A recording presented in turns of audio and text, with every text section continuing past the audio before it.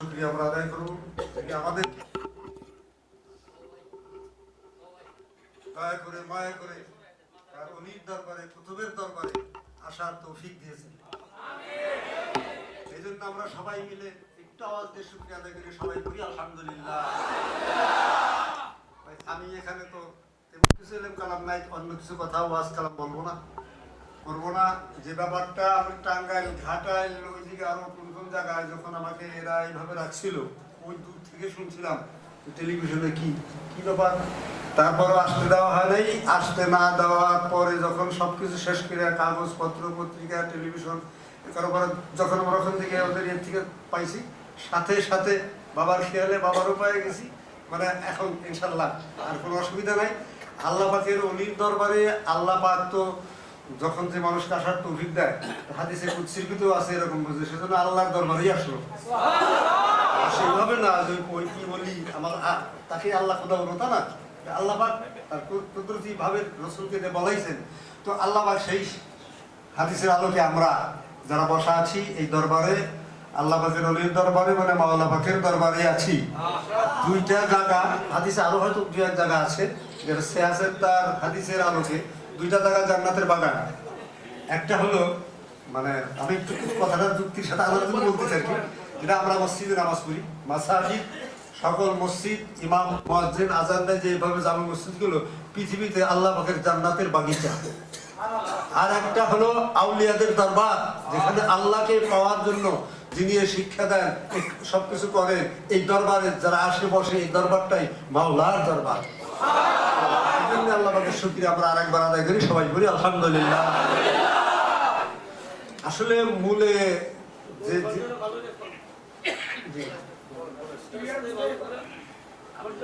মানে আসলে তো মানে বক্তৃতা বা কথা বলার অভ্যাস কম আর কি, তো বাবার পারমিশনে যা একটু ওই দোয়া কালাম একটু বলতে পারবো আর কি। অনেক অনেক সময় আমরা অনেকে জানি আল্লাহ পাকের রাসূল যিনি ছিলেন তারও কিন্তু শুধু কাফের মুশরিক শত্রু না, মুসলমানদের ভিতরে এক দুইজন মুনাফিক টাইপের অনেক শত্রু ছিল।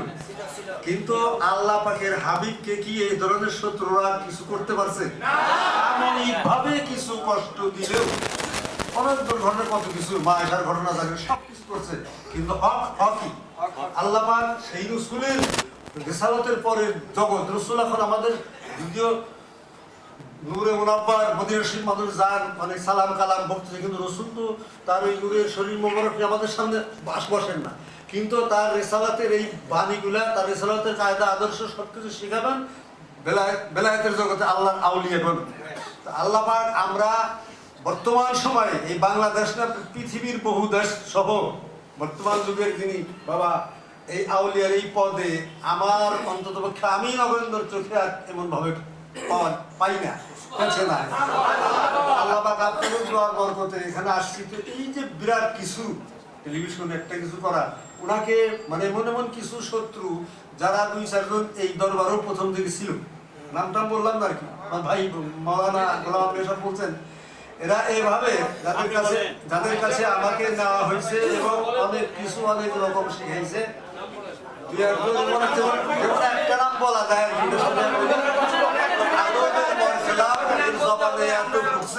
যার নাম শুনছেন আনিস।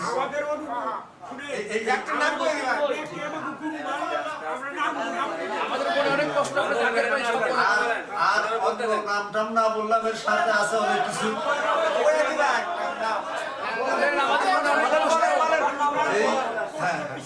যেই লোকটাকে আমি এখানে খতিব হিসাবে ইমাম হিসাবে মসজিদে শুক্রবার নামাজ পড়াইতে দেখেছি, আমিও পড়ছি, এই লোকটা সবচেয়ে বেশি বাবার কিছু মানে কটু কথা বা খারাপ কিছু কথাবার্তা জবান প্রকাশ। এর সাথে যারা ছিল তার বাবার অন্যরকম কোনো খারাপ কথা না থাকলেও ওর সঙ্গী ওরা একটা ছিল যে বাবার মাধ্যমে আমি একটা সংক্ষেপে বলছি আর কি, জায়গা জমি বেচার ব্যাপারে যেটা ফয়সালা হয়ে আগে 1-2 বছর আগে সবকিছু হয়ে গেছে, ওইটা নিয়ে দাঁড়া করাইছে এই আনিস। এই এমন ধরনের একটা আদমের বড় খেলাপ লোক যে বাবাকে অনেক অনেক কথা অন্যভাবে বইলাও, তারপরে এই টাকার লোভে এরা 2-3 জন যে রাজা বাজা যা শুনলেন, এরা এইভাবে মানে আমার না ওরাই এই মোকদ্দমা মামলা দিয়ে আমাকে এভাবে ওই টাঙ্গাইল ঘাটার বহু জায়গায় রেখে এরপরে শহরে যে লোকটা বাস করে নাম তো শুনছেন স্বপন নাকি কি নাম নামটা, এর মাধ্যমে করে একটা মামলা করাইছে, কিন্তু আমি ওই অন্যভাবে কায়দা কৌশলে আমার কাছে আসার মতো সুযোগ পাই না। এই তারপরে যে সবকিছু করে পত্রিকা টেলিভিশনে অনেক কিছু যে দিছে, কাগজে হয়তো আপনারা অনেকে দেখছেন, এরকম করে তারা সবগুলো আমি একটু খালাস মানে আমাকে ছেড়ে দিল, বাড়ি গেছি ইনশাল্লাহ বাবার সাথে সাক্ষাৎ, আমি বাবার সাথে কথা দিয়ে এই গতকালের আগের রাত্রি ইনশাল্লাহ দরবার এসে গেছি। এই যে সমস্ত শত্রুরা ওই টাকার লোভে, যেটা ওই 16,50,00,000 যে ভাই বলছেন, ওই টাকাটার লোভে মানে ওরা বাবাকে আমাদের দিয়ে একটা কিছু মিথ্যা কিছু করিয়ে দিয়ে উনি এটা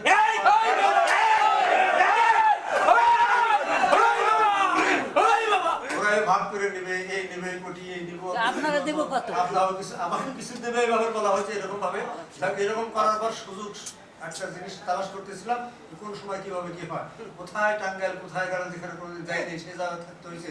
অবশ্য ওরকম আমার সাথে আর যেমন চলাফেরা খাওয়া দাওয়া, ওই একটা সাংবাদিক, এই মূল জিনিসটা ভুলে গেছিলাম যে সাংবাদিক নাম ওনার তানভীর নাকি আর কি, এই টিভিতে ওই আমার কিছু অনেক কথা জিজ্ঞেস করছে যে কোনো ওই ওদের আওতার মানে কবজায় রেখে আর কি, যেগুলা মানে আমার দু একটা হয়তো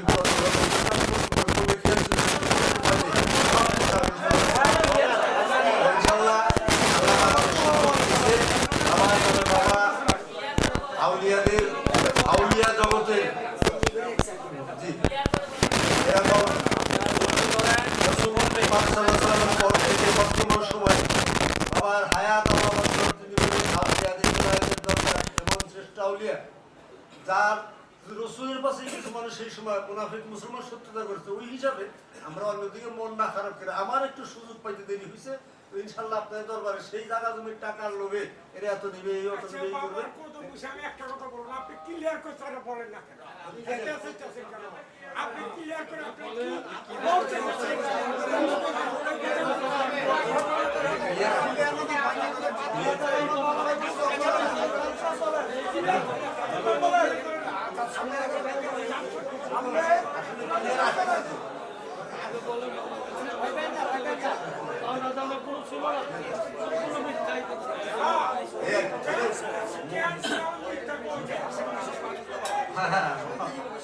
মূল কথার জিনিস বাবার নামে যে মিথ্যা রটাইছে সম্পূর্ণ মিথ্যা। বাবা তো ওইভাবে লোভ লালসা বা কোনো কিছু ওই মানে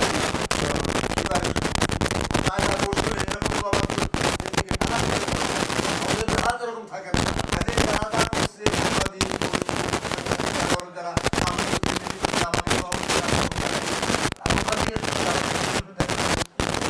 কি করবে কি করতেছে এক কথায় বাবু বাবা সব মিথ্যা।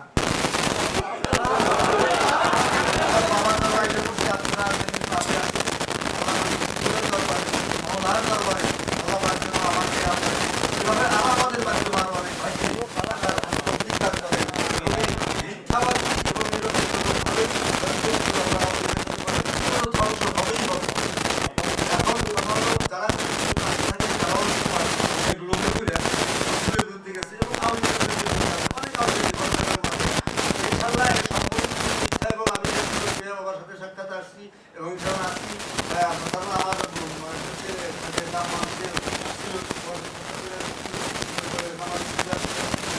এরকম ভাবে